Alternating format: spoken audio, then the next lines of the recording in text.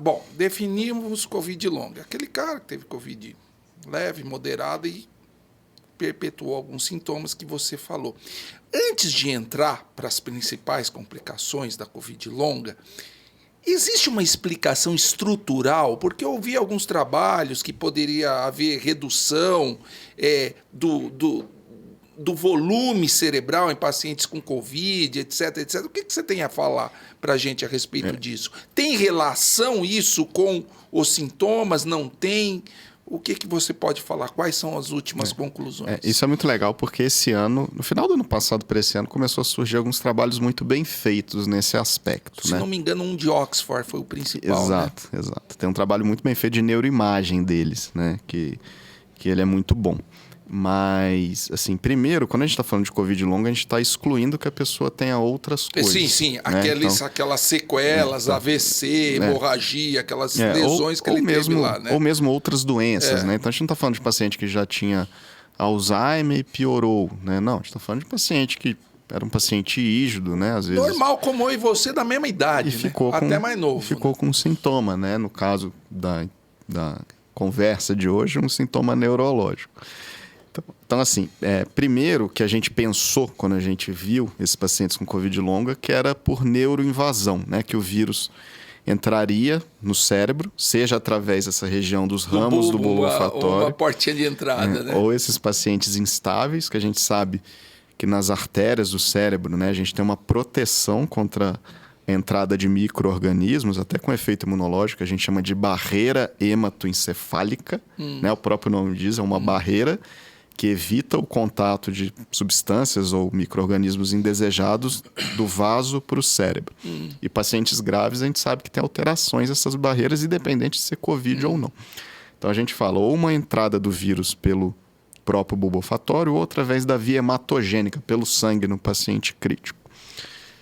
Só que aí, assim, vendo os trabalhos, né, desse pensamento inicial em diante, a gente viu que isso foi muito pouco reprodutível. Por quê?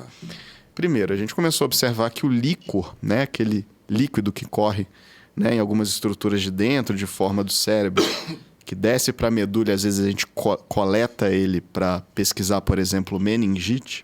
Nos pacientes com complicação de Covid, muitas vezes a gente fez essa coleta nos momentos iniciais da pandemia e foi muito raro nesses pacientes observar alterações importantes ou PCR. O que é o PCR? A pesquisa do DNA e do RNA do micro-organismo no líquor. Então, a gente não via a positividade do PCR no líquor.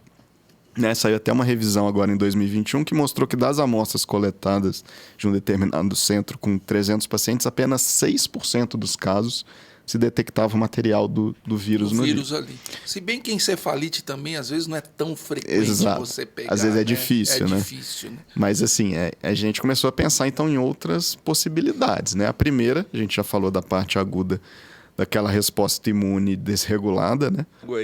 Então, aquela resposta desregulada, que no começo ela era muito pronunciada, uma coisa que a gente começou a pensar depois, se ela não seria uma resposta mantida num longo prazo, né? Uma resposta, às vezes, mais baixa, mas com efeito muito prolongado. Entendi. Quer dizer, uma inflamação baixa, prolongada no cérebro. Então, né? isso foi visto em alguns estudos, né? Dosagem de interleucina 6, TNF-alfa, né? Várias outras citoquinas que a gente fala e que com uma presença acima de pessoas que, teoricamente, não tinham tido Covid. Quer dizer, o cara se curou da infecção, mas ele continua com aquela inflamação boba ali, né?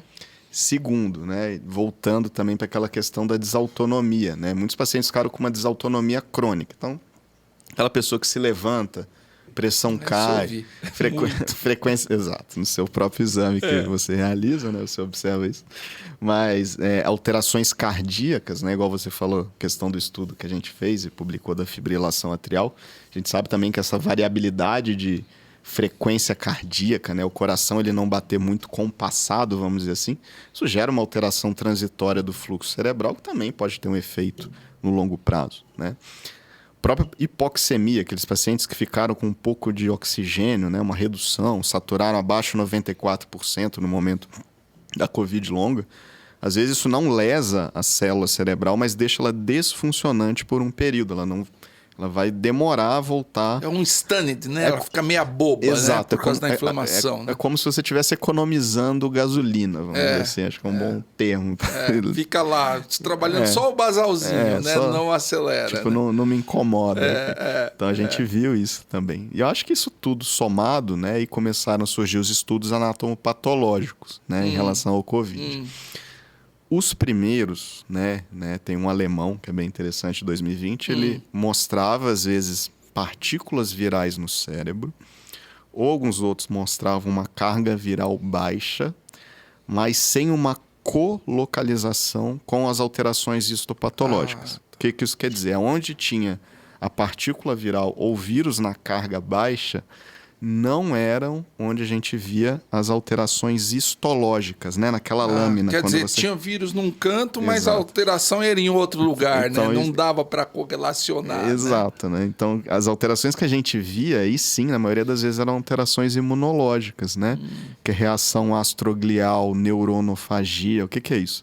Quando você pega as células de suporte do neurônio, né? Que são as células da glia, que a gente chama, e essas células vão ter uma alteração morfológica e, às vezes, essas próprias células, ou as células imunes que entram no cérebro através daquela barreira hematoencefálica, elas mesmo, por um mecanismo errado, elas vão e fazem uma neuronofagia. Então, elas, vamos dizer assim, comem o neurônio.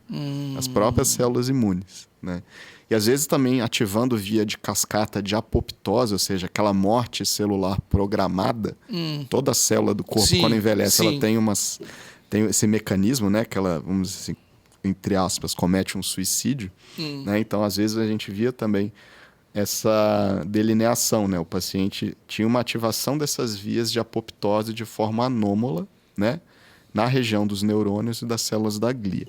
Então, isso ficou bem determinado. Acho que o estudo de Oxford sugere isso, né? Uma aceleração do envelhecimento do cérebro, né? E aí entra esse estudo desse ano, que ele é talvez o estudo, acho que muito ou mais bem desenhado em relação à Covid, né?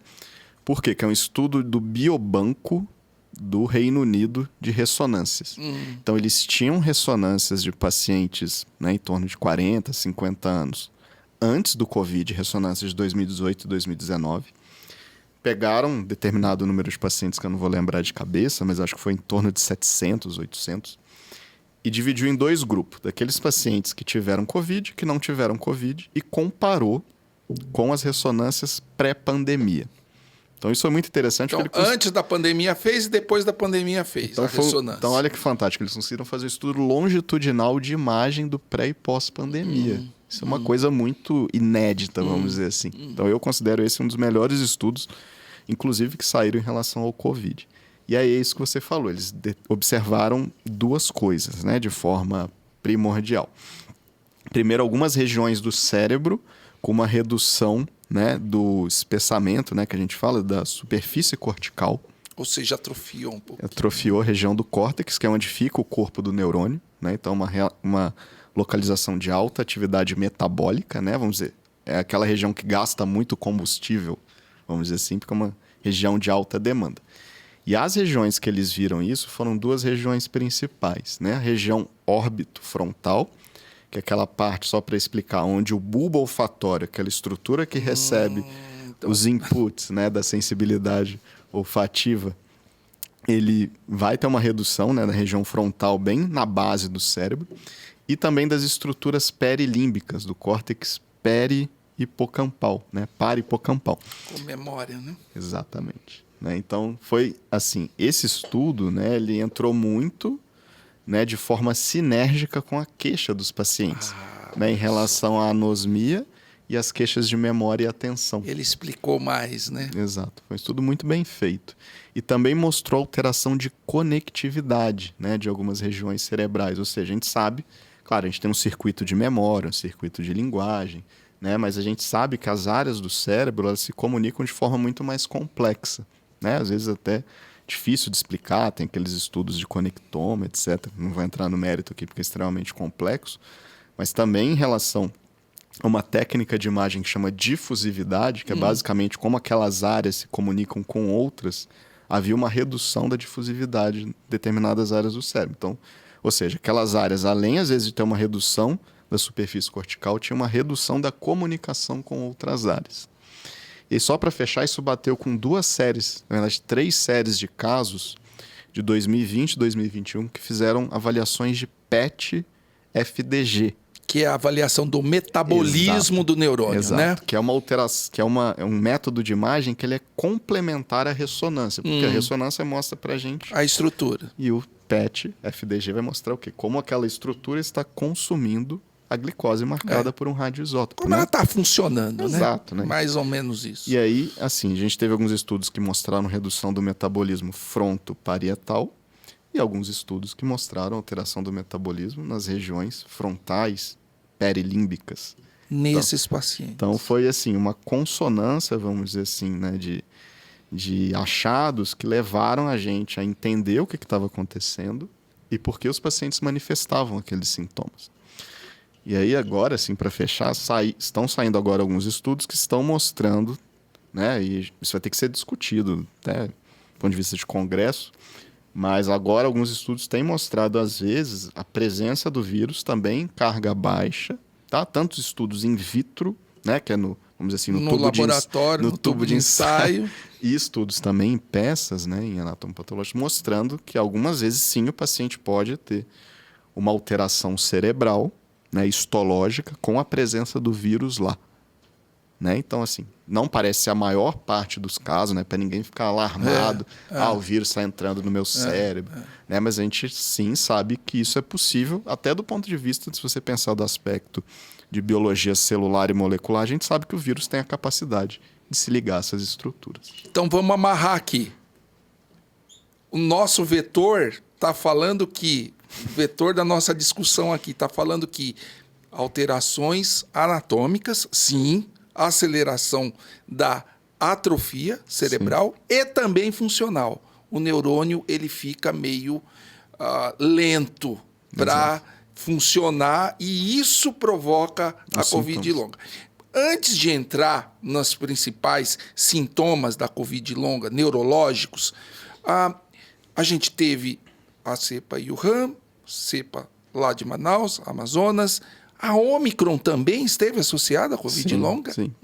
Quer dizer, então não é uma coisa tão boazinha, né? Não acho que é um erro, né? Quando a gente subestima que fala... Teve o erro inicial de falar que era gripezinha, etc., a variante inicial. Mas agora, algumas pessoas, até por ingenuidade, falam... a Ômicron dá uma gripe, um resfriado leve. Sim, realmente, parece que os efeitos, né? Até pela questão da vacina, tudo... maior controle, os efeitos... Não tem nem mais aquele sintoma de anosmia e tal. Agora, às vezes, até gripe, parece mais uma amidalite, né? Mudou um pouco o fenótipo, né? Mas, assim, eu como estou lá no ambulatório do HC, né, a gente faz também a divulgação da pesquisa, né, em mídia social para recrutamento de pacientes, a gente tem recebido, né, os pacientes ainda esse ano que tiveram Covid em março, abril, maio, e que se inscrevem para a pesquisa porque eles acham que 2 a 3 meses depois eles estão com dificuldade de concentração. Claro. Então, a BQ1 nós vamos saber lá em fevereiro, março. Então não vale a pena arriscar com a BQ1, né? É uma pena que a gente tem, no Brasil, pouco sequenciamento genético. Né, diferente de outros países que às vezes você consegue sequenciar melhor que cepa, né, que o paciente está tendo. Que a gente sabe, claro, às vezes a gente está tendo a Ômicron, mas o paciente ainda pode ter 5 a 10% das vezes a variante Delta, né, ter outras variantes junto. Mas, enfim, eu acho que dá para a gente ter uma noção, né, quando tiver mais alguns meses à frente, como que isso se repercutiu. Que a gente não vai conseguir ver, talvez seja mais difícil, porque imagino que poucas pessoas não se vacinaram, mas até para a gente comparar o efeito da cepa, seria interessante ver com quem não tomou nenhum tipo de vacina. Espero que não seja um estudo execuível, porque eu espero que todas as pessoas se vacinem. Não vai ter estudo porque não tem mais. Seria antiético. Você acha que a vacinação protegeu do Covid longa? Acho que sim. Tá? Inclusive, um dos 2 estudos que eu li sobre isso, ele falou que não teve efeito. Tá? Que, assim, foi um estudo, na verdade, para provar que a vacina não piorava o Covid longo, que, na minha opinião, é um pouco óbvio, mas acho que foi até um estudo para mostrar segurança da vacina. E um outro mostrou que, na verdade, houve uma queda leve, tá? Mas da incidência dos pacientes com quadros leves a moderadas da persistência dos sintomas, tá? Foi estatisticamente significativo. Em torno de 6 a 15%. 6 a 15% diminuiu os sintomas. Qual é a porcentagem de pacientes que têm Covid leve e moderada e que têm Covid longa? Muito bem. Essa pergunta devia ter falado no começo. Não, mas vai ter. Todo mundo vai ouvir isso aí. Pode ficar tranquilo. Isso é extremamente... Esse é um dos dados mais heterogêneos da literatura. Até pela questão que eu fiz todo aquele comentário no início, porque eu queria comentar isso, em relação à prevalência e incidência. Quando você lê na literatura, isso varia de 5% a 75%. Porque as definições são diferentes dos trabalhos. Mas, assim, vamos dizer assim, das casuísticas mais bem feitas, né? Então, da Nature, do British Medical Journal, que eles colocam, assim, e aí principalmente vão ser pacientes mais da primeira e segunda onda, porque são trabalhos de 2021, tá? Mas mostrando que, assim, após 3 meses da infecção, o paciente com um sintoma, né, pós-Covid era quase 50%. Quando você pegava pacientes com 2 ou mais sintomas, era mais ou menos 30%. Então, por exemplo, o paciente tinha fadiga e queixa de memória. Quando você avaliava 1 ano, isso descia para mais ou menos 10 a 20%. É alto, hein? Então, isso é interessante, porque assim, você pega o paciente depois de 1 ano da infecção, ele ainda com 10 a 20% de sintomas. Lembrando que a maioria desses trabalhos são estudos, às vezes, de análise retrospectiva de prontuário, tem dificuldade em estabelecer causa e efeito, tem todos os vieses metodológicos dos estudos, né? Mas é basicamente o que eu tenho visto. O melhorzinho, o estudo melhor, o que foi mais bem executado, quantos % ali? Nessa fase de 3 a 6 meses, eu daria 30%, 40%. E 1 ano, 10%. Em 1 ano, 10%. Quer dizer, o bom é que os sintomas vão sumindo. Exato. E vamos voltar. A gente não está falando dos sequelados. Dos sequelados, daquele cara que ficou todo... teve a doença grave lá do hospital, que teve lesão estrutural grave no cérebro durante a infecção. Nós estamos falando, gente... vamos amarrar aqui, mais uma vez, lesão estrutural e funcional. Acontece nos casos leves, moderados. É limitador, a vacina pode proteger e a melhor maneira de se proteger contra as complicações da Covid não é pegando a Covid, gente, porque existe a Covid longa e que pega não é pouca gente, não, é muita gente. Vacine-se, a vacina pode oferecer alguma proteção contra a Covid longa, use máscara e espera, né? Passar essa onda para você poder parar de usar máscara, mas não se esqueça de tomar o reforço da vacina, isso é muito importante. Isso é fundamental. A gente não tem o dado de complicação neurológica e reforço de vacina também, né? Mas a gente sabe que esse boost da 3ª e da 4ª dose ele é fundamental para sustentar a imunidade. Exatamente. Né? Então, assim, o que a gente viu no começo e pensou no começo é o que vai ser reprodutível, provavelmente ao longo dos próximos anos, que a vacina da Covid vai ser igual a vacina da gripe. Né? Eu não sou infectologista, acho que você fez uma entrevista com a Cris aqui. Com a Cris, imagino que ela tenha... Eu não vi a entrevista inteira, mas eu vi alguns cortes, né? Mas eu imagino que ela deva ter falado isso, que vai ser anual essa vacina e que isso é fundamental para você tentar um controle mínimo, né, da doença e da pandemia. Porque não adianta você tomar 1, 2 doses, daqui 4 anos você tem Covid, é outra cepa, sua memória imunológica talvez esteja menor, né? Então talvez esse efeito do boost ele seja muitíssimo importante, né? E provavelmente isso vai ser anual, acredito eu.